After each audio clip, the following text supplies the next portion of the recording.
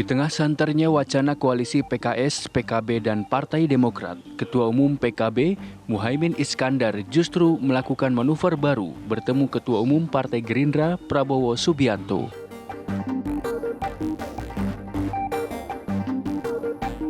Pertemuan yang digelar di kediaman Prabowo tersebut dihadiri sejumlah elit politik dari kedua partai.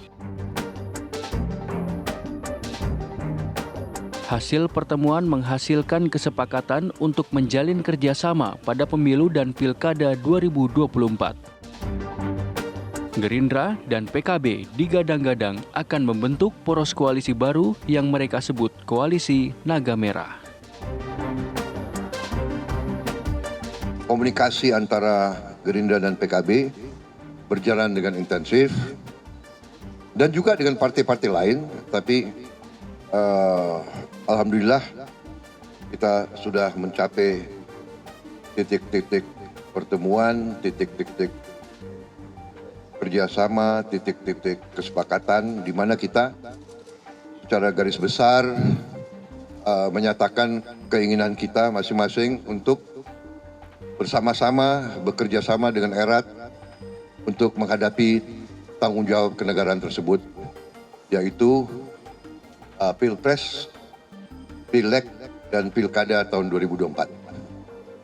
Moga-moga kerjasama kita ini bisa terus dilanjutkan bersama partai-partai lain untuk menuju suksesnya Pilpres, suksesnya Pilkada, dan suksesnya Pileg di 2024. Lantas, bagaimana dengan nasib PKS dan Partai Demokrat? Kemanakah koalisi semut merah yang pernah didengungkan Cak Imin jika partainya berkoalisi dengan PKS dan Demokrat? Akankah koalisi Naga Merah membuka peluang untuk partai lain bergabung? Tim TV One mengabarkan.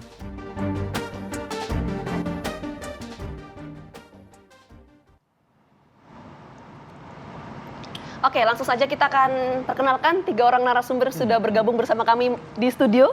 Saya akan sapa terlebih dahulu dari yang paling dekat sama saya ya. Ini ada Bang Ahmad Fathul Bari, Wasekjen DPP PKS, dan juga Bang Saiful Huda, Wasekjen PKB, dan yang terakhir ada Bang Effendi Ghazali, pengamat komunikasi politik. Selamat pagi semuanya, apa kabar? Assalamualaikum. Waalaikumsalam warahmatullahi Ini wabarakatuh. koalisi putih-putih. Koalisi putih-putih. Iya, sengaja ya.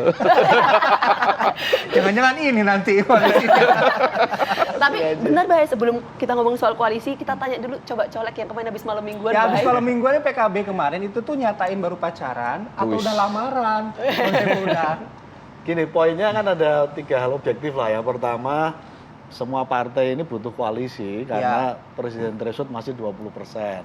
Artinya komunikasi politik pasti akan terus dilakukan. Termasuk sebelumnya kami dengan PKS, dengan Demokrat. Malam mingguan kami dengan Gerindra. Sama semangatnya ingin membangun itu. Karena nggak bisa jalan sendiri-sendiri. Betul. Yang kedua, kita tahu 2024 suasananya kilometer nol. Artinya sebenarnya tanpa incumbent semua potensi bisa kita dorong, termasuk kami mendorong Gus Muhaimin untuk maju dalam Pilpres. Jadi ini semua proses penjajakan. Yang ketiga, sebagai disampaikan oleh Pak Prabowo dalam pertemuan malam minggu itu ada titik temu, kesepakatan, kesepahaman yang secepatnya akan kita follow up. Oke, kalau ada titik temu, titik kesepahaman kan berbeda dengan apa yang dilakukan PKB, mungkin dengan PKS sebelumnya dengan Demokratnya belum ada titik temu itu. Nah, kalau dilihat dari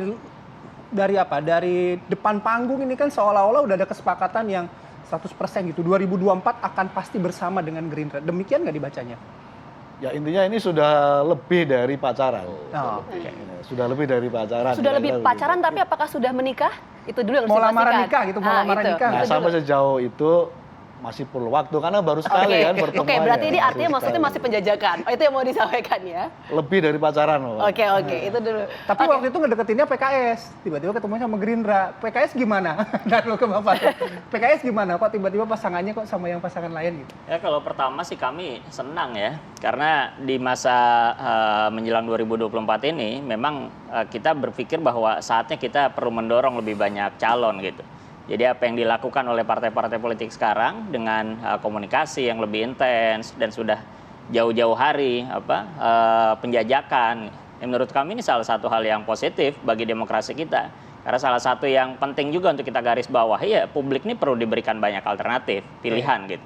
Sehingga apa yang dilakukan oleh Gerindra, PKB, begitu juga oleh PKS dan partai-partai lain, ya penjajakan yang kami lakukan nih terus intens dan tapi ini waktu juga kan tidak dekat gitu, masih ada waktu untuk penjajakan, pematangan, dan ketika nanti sudah tiba waktunya mungkin ya kita akan tahu pasangan siapa yang akan diusung dan harapan kami mudah-mudahan bisa lebih dari 2 calon gitu agar publik diberikan pilihan terbaik. Oke, tapi PKS sendiri ini tidak sih bermasalah tidak sih kalau misalnya kita nggak bisa bilang bahwa ini akan langsung koalisi. Artinya kan tadi Bang Huda juga mengatakan ya masih penjajakan kan begitu kan. Nah, tapi apakah memang masalah nggak sih sama Gerindra kan udah berapa kali tuh ya ditinggal ya kan waktu pemilu 2019 kemarin. Ada rasa traumatik tersendiri nggak sih? Atau ya udahlah kita move on, lupakan yang lalu gitu. Tentu kalau publik ya pasti punya pandangan ya, begitu juga para kader-kader PKS ya tentu punya aspirasi gitu. Ya mereka kan orang-orang yang hidup dengan dinamika politik juga gitu, melihat proses yang ada dan tentu pasti ada evaluasi-evaluasi. Tapi di politik kan kita juga nggak perlu baper karena memang politik kan panjang.